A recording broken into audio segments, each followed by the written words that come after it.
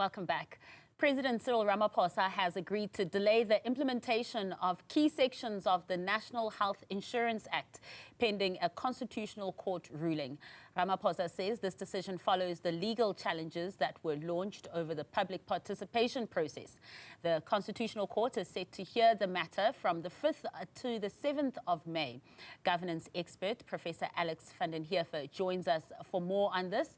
Prof, a very good evening to you. What do you make of this, shall we call it a temporary U-turn by the president? I don't think it's a U-turn. In essence, it's a kind of an agreement that was then made an order of court through the intervention of solidarity. So the agreement was, or the quid pro quo was, that no further litigation would happen with the various parties going to court until the Constitutional Court matter is heard in May. But in that period, the quid pro quo for not implementing any further litigation or taking it forward is that they do not actually attempt to implement any part of the NHI Act in the meantime, because obviously that would then result in interdicts. So I think that in essence, it's a reasonable thing to do, because the Constitutional Court case might render all the other litigation moot if it succeeds for the parties, the applicants who are in opposition to the NHI Act. So, Prof, with this no further litigation, with that then being the motive behind this as well, what happens once the Concourt has ruled? Does that mean that more discussions, more public participation, depending, of course, on the ruling? So essentially what is being argued is that the Parliament did not actually follow the appropriate process, the constitutional process that it is required to do for legislation. And under those circumstances, if that is what the court agrees with at the end of the day, what it's done in the past is where there's procedural problems with the passing of legislation, it strikes down the legislation, which effectively means it can be taken back to Parliament, where it must now have a proper process. But in essence, what's being challenged with quite a lot of detailed argument and looking at quite a lot of facts as to how it was taken through the National Assembly and the various provincial parliaments, there's essentially a very strong argument that, in fact, they didn't engage procedurally, and that it is an argument that it was a tick box exercise and they rammed the legislation through. If that is what the court decides, and it strikes down the act and sends it back to Parliament, all the other litigation essentially becomes moot. It all falls away because there's nothing to challenge anymore. You know, there has been this halting as well, and then that's, of course, causing a delay. For those who are opposed to NHI, they're seeing this as a breakthrough. How should ordinary South Africans view this move? Well, first of all, a large part of the arguments against the NHI Act itself is that it actually doesn't propose a feasible reform. So in essence, nothing will happen, even if there's an attempt to take the act forward. So it's likely to be an endless delay of largely immaterial reforms that go forward, but there's the possibility of damaging changes to the health system. And that's really what's causing the litigation. So it's not that there's anything being held back. The real problem that quite a lot of people have raised is that there is essentially government saying that this is the only thing we're talking about in terms of health reform, but all the things that we need to do are not being touched at all. So there is no attempt to deal with the governance flaws that exist in the current public and private systems and closing those gaps in the meantime. And those need urgent attention, and that's got nothing to do with the NHI Act.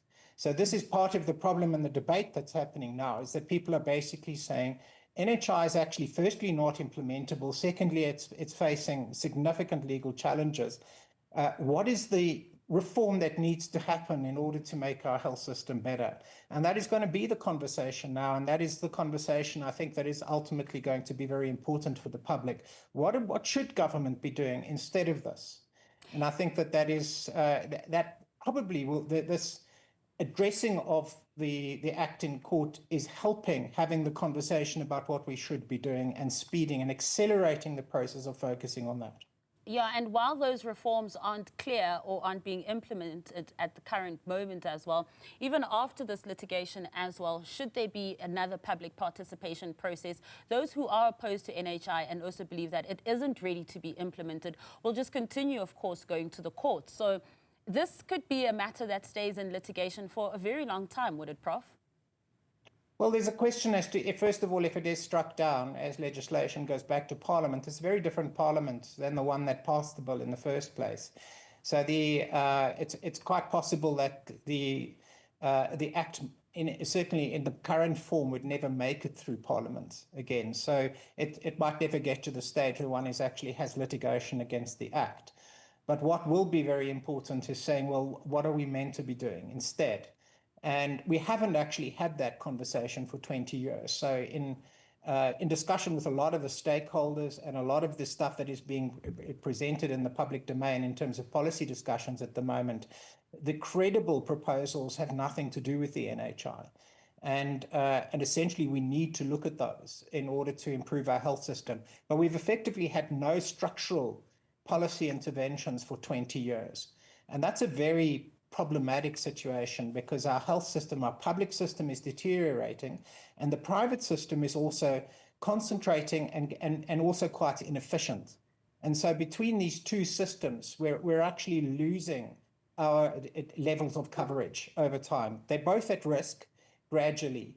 And unless we have a government that focuses on dealing with that and really builds a credible universal coverage model, we're going to face a progressive deterioration. That's the argument that's being put forward. And essentially, that's where people are saying government needs to get its act together. So I think we need to have this debate. And the NHI is unlikely to ever see the light of day, one way or the other. Even if this act was passed and nobody opposed it or litigated it, there's no way it could be funded. The institutional design itself is in serious question. It's not really going to achieve the objectives it sets out to achieve. And so we're going to be left with a very poorly performing system. We have to, and that doesn't deal with any of the elephants in the room in the health system. And we have to get back to those elephants in the room. And just before I let you go, speaking about the elephants in the room, what are we meant to be doing for reform in a nutshell? What should we be rather focusing on when it comes to our health system? I mean, remember last year, there were all those protests outside some of our public health facilities where there were protests regarding illegal foreign nationals accessing our healthcare system and that we have strained resources. So if we're already in a position where we're still, you know, kind of battling over the crumbs, we're nowhere near implementation that's universal. Well, what we have is that a lot of our funding for the public health system is being drained away through corruption. So if we look at just the Tembisa matter, that's about 2.3 billion rand that was extracted straight from one hospital in the Gauteng Department of Health. And this is by no means a unique situation. The flaws in South Africa's procurement systems, where they're effectively capturable by political entities and networks, is across the entire public system. It's not even unique to health, but it is certainly draining the performance of the health system. So it's not that there's, so the first resource problem is that we actually have to make sure that the money we're allocating for the health system actually goes to the health system and not to Vusi Musi Maklala or, and any of the sort of cartels that are operating with very close connections to politicians. That's an enormous drain on the performance of our health system. And it is not confined to Gauteng. It is something that's happening across the board. The closing of those gaps should have been the focus of a responsible government. But the structural gaps that are allowing that to happen are not being addressed at all. And that's potentially because there's a lot of vested interests who like to keep those things in place. Now, that's not vast reform. That's protecting the resources of the state. The quality of the leadership actually depends fundamentally on not having politicians who are trying to extract money or putting in place networks of extraction. The politicians have to be focused on the legal frameworks for our health system. And our executive of the state, of the administrations and the hospitals need to be professionals. This is the way we need to go in our health system. The methods of doing that are well known, but there is significant political opposition to doing that, because it actually removes the political control that members of the executive have, that are then tied into factions operating from within political parties. It's a terrible dynamic that is structurally harming much of the performance of our public system across the board. It needs to change. But that's the one thing that's absolutely not on the table in any discussion on NHI. We'll talk about an elephant in the room. Prof, thank you so much for your insight and analysis. Always appreciate it. That was a governance expert, Professor Alex van den Heever.